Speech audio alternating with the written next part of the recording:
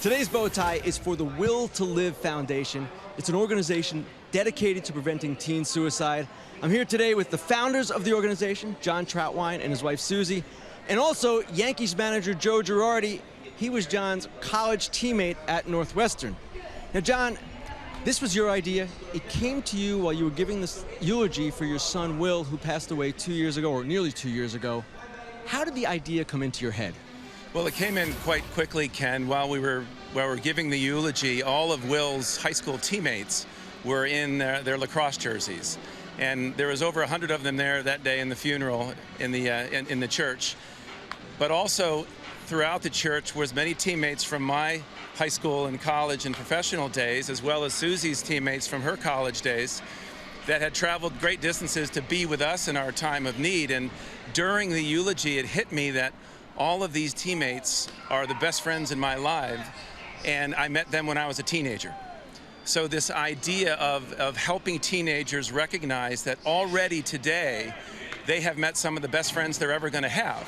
And if they know that and if they recognize that, then perhaps they'll turn to each other a little bit more frequently in times of need. And that's really what we're trying to get across with the foundation.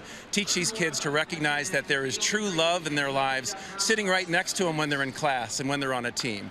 And if they can work together and help each other find the good, then we think we can reduce this epidemic of teen suicide that our son fell victim to. And Susie, you and John experienced the worst pain a parent can experience, the loss of a child. And I'm wondering, how difficult was it for you to start Will to Live, and at the same time, how important was it?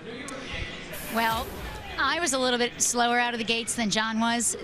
He kind of grabbed hold of this and went with it running.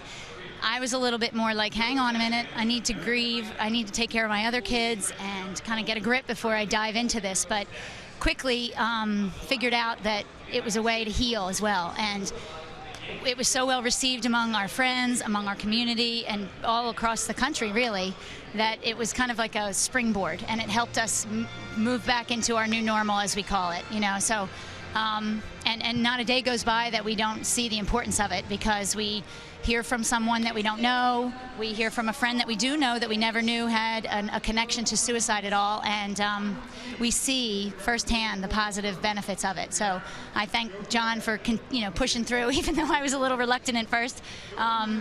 But it's been a wonderful, wonderful thing, and we're just happy to see it continue. And Joe, John told me that you called him moments before Game 3 of the 2010 American League Championship Series. This was 3 days after Will's death. And I wonder what you remember about that call and just your emotions at the time as a parent yourself.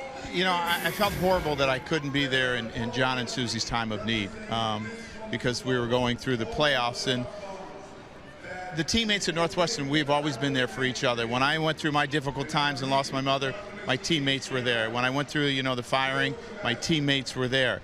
And I just wanted to be there for John and Susie and let them know that I was thinking of them, how much I love them, and if there was anything that I could do, please reach out. And it was a difficult call, but John made me feel comfortable, like he does in so many difficult situations. Whether I was a freshman catcher at Northwestern and he was throwing to me and telling me what to do. But that's the type of person that John and Susie are. John, for all those people out there who don't really know much about Will to Live, what are the kinds of things you do and the kinds of things you're trying to accomplish? Well, generally, we try to raise this awareness of teen suicide. That's the #1 cause, because before our son committed suicide, it never entered our mind. We were never exposed to it. We had no idea just how rampant it had become. So the idea of raising this awareness so that parents and coaches and teachers and trusted adults in our kids' lives all over America understand that it has no prejudice. It can happen to any child at any time. If they know that and realize that, then perhaps they might approach things just a little bit differently. And what we try to do with the foundation is say, what a better way to get this awareness raised by using the voice of the kids. So the foundation works with the kids to put on fun events and activities, whether it's a 5K run. In about a month's time, we're going to have Willstock, which is a take on Woodstock, where high school bands are going to play at our high school, Northview High School in Atlanta.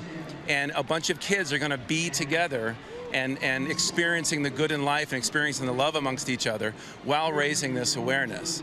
So it's turned out to be a cause that really, even though it came from the depths of a terrible tragedy, it's turned out to be something very, very positive and very, very good. And yes, if we can save some lives, that's great. But to be honest with you, Ken, we're just trying to improve lives. You know, we're looking for base hits, right? The home runs just don't come enough. So if we can improve some lives, get some kids to talk, get parents to talk a little bit more, then we're doing our job, and we'll just keep doing it. And that's really what's happening, you know, really, as Susie said, across America today, which is fun to see. Last question for you, Joe. Last question overall. Joe, you played in the major leagues. John was a pitcher for the Red Sox. You're now the manager of the Yankees, and he, of course, has gone on to other things and is now doing what he is with Will to Live. And I'm wondering, what kind of impression has he made on you with his work? A huge impression.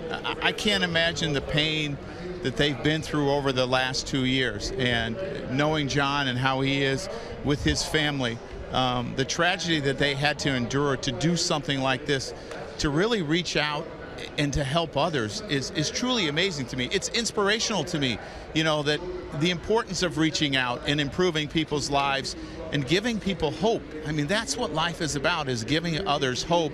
It's not always being focused on ourselves. And sometimes it's just a quick phone call, a quick touch. It can be a quick note. And that's what John and Susie are trying to do, is give children hope, because they really are our future. Joe, Susie, John, thank you very much. The website, by the way, why don't you go ahead and give it? www.will-2-live.org. Don't forget those hyphens. Thanks, everybody. Thank you, Ken.